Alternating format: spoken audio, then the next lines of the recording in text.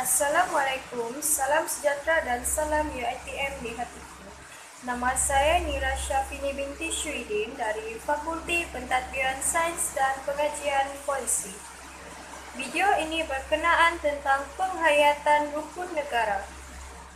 Rukun negara adalah ideologi kebangsaan Malaysia yang telah dibentuk pada 31 Ogos 1970. Rukun negara diperkenalkan berikutan peristiwa 13 Mei 1969 yang telah melemahkan perpaduan antara kaum di Malaysia. Tujuan utama rukun negara dibentuk adalah untuk membentuk perpaduan yang utuh. Oleh itu, prinsip-prinsip dalam rukun negara jelas merupakan kunci kepada keharmonian dan perpaduan kaum demi memastikan kejayaan dan kestabilan Malaysia. Terdapat 5 prinsip dalam rukun negara yang perlu dijiwai oleh setiap rakyat Malaysia, iaitu kepercayaan kepada Tuhan, kesetiaan kepada raja dan negara, keluhuran perlembagaan, kedaulatan undang-undang, kesopanan dan kesusilaan. Melalui rukun negara, Malaysia mendukung cita-cita hendak mencapai perpaduan yang lebih erat dalam kalangan seluruh masyarakatnya.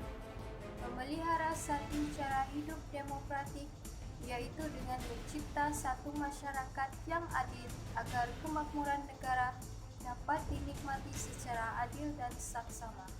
Menjamin satu cara hidup yang liberal terhadap tradisi-tradisi kebudayaannya yang kaya dan berbagai corak, serta membina satu masyarakat progresif yang akan menggunakan sains dan teknologi moden dalam rangkaian kehidupan. Prinsip yang pertama, kepercayaan kepada Tuhan dimaksudkan sebagai bangsa dan negara ini telah diwujudkan atas kepercayaan yang kukuh kepada Tuhan. Melalui kepercayaan beragama inilah akan menjadikan bangsa dan negara ini sebagai satu bangsa dan negara yang berdaulat. Menyedari betapa pentingnya keteguhan pegangan anggota masyarakat terhadap ajaran agama masing-masing, prinsip ini telah dipilih sebagai prinsip pertama dalam rukun negara. Prinsip yang kedua, kesetiaan kepada raja dan negara, bermaksud bahawa setiap warga negara hendaklah menumpukan sepenuh taat setia, jujur dan ikhlas kepada Seri Paduka Baginda Yang di-Pertuan Agong. Di peringkat negeri pula, rakyat dikehendaki menumpukan taat setia kepada raja yang memerintah negeri tempat mereka bermastautin, tanpa mengurangkan taat setia kepada Yang di-Pertuan Agong. Seterusnya, prinsip yang ketiga iaitu keluhuran perlembagaan yang menekankan perlunya rakyat menerima, mematuhi dan mempertahankan keluhuran atau kemuliaan perlembagaan negara. Perlembagaan negara adalah sumber perundangan yang tertinggi dan berfungsi untuk memberi perlindungan kepada setiap rakyat negara ini akan hak dan keistimewaan mereka sebagai warga negara. Setiap warga negara Malaysia dikehendaki menghormati, menghargai serta memahami maksud dan kandungan serta latar belakang sejarah pembentukan perlembagaan negara. Prinsip yang keempat, kedaulatan undang-undang, bermaksud keadilan yang diasaskan atas kedaulatan undang-undang, menunjukkan bahawa setiap rakyat adalah sama taraf di sisi undang-undang.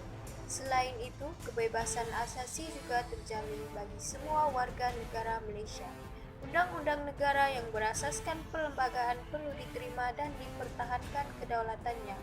Menerusi kewujudan undang-undang juga, ianya akan menjamin kehidupan anggota masyarakat agar dapat hidup dalam suasana yang teratur dan selamat tanpa sebarang bentuk kekacauan. Akhir sekali, prinsip yang kelima, rukun negara iaitu kesopanan dan kesusilaan. Menekankan perkembangan personaliti dan tingkah laku setiap rakyat untuk membentuk warga negara yang bersopan santun dan bersusila selaras dengan kempen budi bahasa dan nilai bumi yang dijalankan. Sikap bersopan santun dan bersusila patut diamalkan bagi membentuk seseorang individu dan masyarakat yang berdisiplin dan bermoral tinggi yang akan membantu mewujudkan sebuah masyarakat yang harmonis. Prinsip ini menjadi panduan supaya perilaku masyarakat sentiasa terpelihara dan berkembang sesuai dengan kepribadian bangsa dan nilai-nilai murni. Kesimpulannya, tujuan utama rukun negara dibentuk adalah untuk membentuk perpaduan yang kukuh.